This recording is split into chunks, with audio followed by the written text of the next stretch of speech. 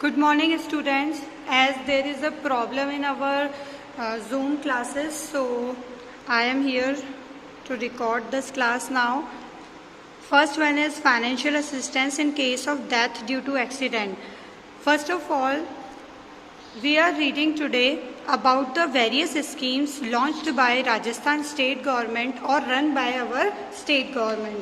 First one is financial assistance in case of death. You have to read about the amount which is provided by our government, our state government actually.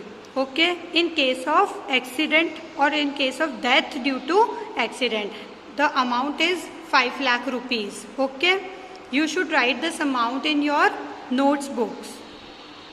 Here registered worker is also important. Okay, second, medical grant relief scheme. Registered workers are provided 1 lakh rupees. देखिए ऊपर क्या था कि अगर death हो जाती है किस रीज़न से, एक्सीडेंट की वजह से, तो रजिस्टर्ड वर्कर को क्या मिलते हैं 5 लाख रुपए. उसके आफ्टर डेथ उनके घर वालों को असिस्टेंस प्रोवाइड की जाती है. सेकंड बोला है मेडिकल ग्रांट रिलीफ, यानी अगर कोई मेडिकल खर्चा होता है उसके लिए जो आपको ग्रांट मिलती है गवर्नमेंट की साइड से वो कितनी है 1 लाख रुपीज़. ठीक है, ट्रीटमेंट के लिए. थर्ड वन है स्कॉलरशिप. स्कॉलरशिप उन बच्चों के लिए जिनके वर्कर्स कंस्ट्रक्शन वर्क के अंदर इंगेज्ड हैं और इस स्कीम की जो स्कॉलरशिप है वो गर्ल और बॉय पे अलग अलग है. जैसे 1000 रुपीज़ बॉय के लिए है और 1500 गर्ल के लिए है अगर वो 6 to 8 क्लास पे पढ़ रहे हैं. तो इसी तरीके से आगे आपको अमाउंट दी गई है गर्ल और बॉय की अलग अलग क्लासेस के अकॉर्डिंग और कॉलेज के अकॉर्डिंग. फोर्थ है delivery assistance programme under women welfare scheme for 2 deliveries. इसमें आपको समझने जैसी बात यह है कि 2 डिलीवरीज तक ही गवर्नमेंट आपको फाइनेंशियल असिस्टेंस देगी. 6000 पर डिलीवरी. इट मीन्स 2 डिलीवरी के टोटल हुए 12000, यानी एक डिलीवरी पे आपको कितना मिलेगा 6000 rupees. Is it okay? Fifth one is Rajasthan Vishwakarma pension scheme for unorganised sector. Unorganised sector के लिए राजस्थान विश्वकर्मा पेंशन स्कीम चलाई गई. उसके अंदर contributory pension is provided for life security of registered workers.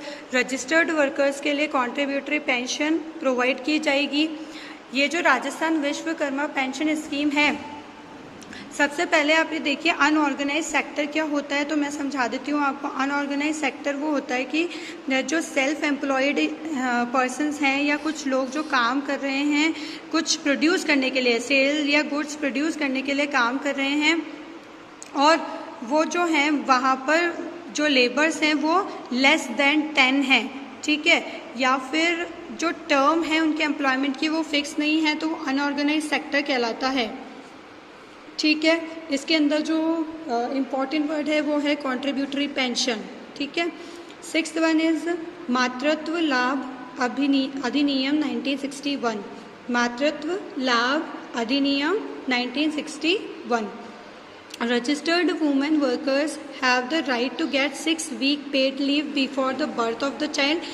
बच्चे को जन्म देने से पहले का जो समय होता है उसमें 6 week paid leaves यानी 6 वीक यानी हफ्तों की पेड लीव्स दी जाती है. पेड लीव्स मतलब उन छुट्टियों का उनको पैसा मिलता है. ठीक है, वो छुट्टी पर हैं लेकिन फिर भी उनको पैसा मिलता है. And 6 week paid leave after the birth of the child, यानी बच्चे के पहले पैदा होने से पहले भी और बाद में भी 6 वीक्स की पेड लीव्स उन्हें दी जाती है. Seventh is state insurance and workers provident fund scheme is being run to provide protection to employees. State insurance और वर्कर प्रोविडेंट फंड जैसी स्कीम भी हमारी सरकार द्वारा चलाई गई ताकि जो हमारे यहाँ के एम्प्लॉयज़ हैं उन्हें प्रोटेक्शन प्रोवाइड की जा सके. देखिए नेक्स्ट जो टॉपिक है the prohibition of child marriage act 2006 और उसका जो नेक्स्ट टॉपिक है एंटी कॉपिंग एक्ट. ये दोनों ही आपके बोर्ड एग्जाम्स में आ चुके हैं.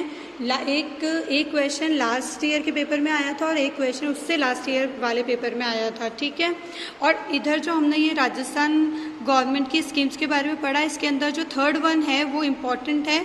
ठीक है, बोर्ड पॉइंट ऑफ व्यू से. ओके, और बाकी ये दोनों टॉपिक्स मैं आपको समझा देती हूँ. ये दिया है कि marriage of a boy of less than 21 years of age and a girl of less than 18 years of age is called child marriage. सबसे पहले तो चाइल्ड मैरिज एक्ट 2006 को समझने के लिए चाइल्ड मैरिज क्या होती है वो समझना ज़रूरी है. तो 21 साल से कम जो एज के लड़के हैं या 18 साल से कम एज की जो लड़कियां हैं, अगर उनकी शादी करवा दी जाती है तो वो चाइल्ड मैरिज कहलाती है। This is a punishable crime, और ये क्या है, पनिशेबल क्राइम है, यानी ये गुनाह है जिसकी सज़ा मिलती है या दी जाती है। किसके द्वारा, जुडिशरी के द्वारा, ठीक है। According to the rules, if the parents conduct child marriage, अगर ये जो चाइल्ड मैरिज मम्मी पापा करवाते हैं of their siblings, then they can be sentence to 2 years of rigorous punishment. तो उनको 2 साल की जेल हो सकती है। किसको, पेरेंट्स को। क्यों, क्योंकि बच्चे तो अभी क्या हैं, माइनर हैं, उन्हें नहीं पता, वो छोटे हैं, उन्हें नहीं पता कि क्या हो रहा है। तो जो करवा रहे हैं शादी, जैसे कि उनके पेरेंट्स, उनको 2 साल की सज़ा हो सकती है जेल की, और 1 लाख रुपीज़ फाइन और बोथ, या फिर 1 लाख रुपए हर्जाना उनको देना पड़ जाएगा, एज अ फाइन उन्हें देना पड़ेगा, या फिर दोनों भी हो सकते हैं। तो इसमें जो मैंने अंडरलाइन कर रखा है 2 years ऑफ राइगरस पनिशमेंट और 1 लाख रुपीज़ फाइन, इनको आप भी अंडरलाइन कर लीजिए। आप नोट्स की कॉपी में सिर्फ इतनी सी ही लाइन लिखेंगे जब आप the prohibition of child act 2006 लिख रहे होंगे, ठीक है।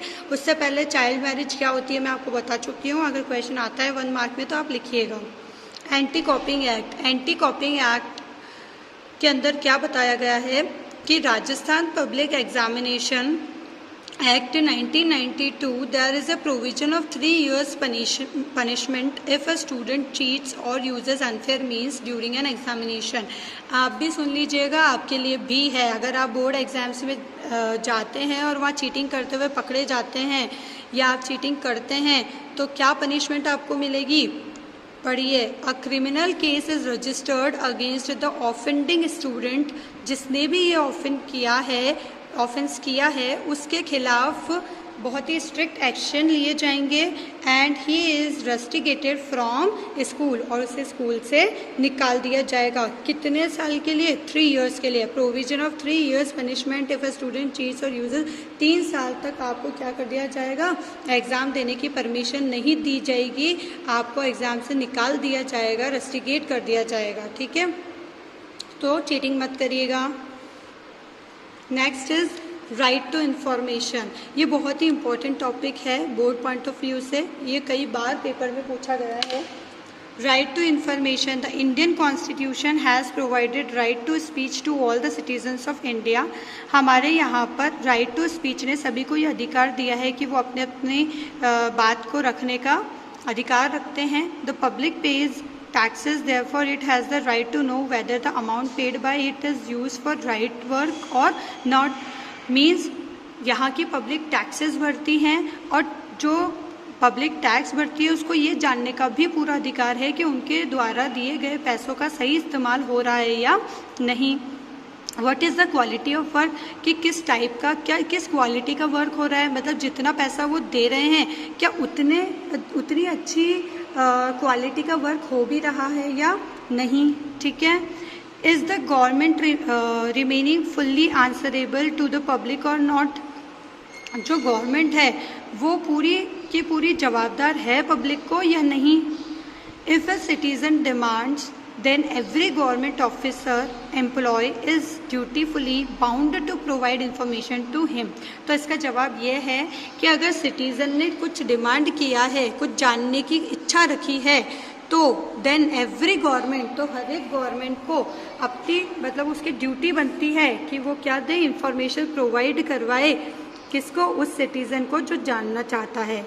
Getting information is the right of every citizen, ये हर एक नागरिक का अधिकार है कि उसको क्या मिले, जानकारी प्राप्त हो।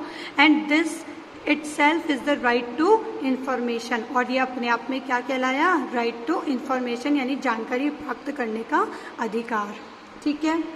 इस वीडियो में मैं आपको यहीं तक बताऊंगी। Next time right to information act 2005 शुरू करेंगे नेक्स्ट वीडियो में, ठीक है।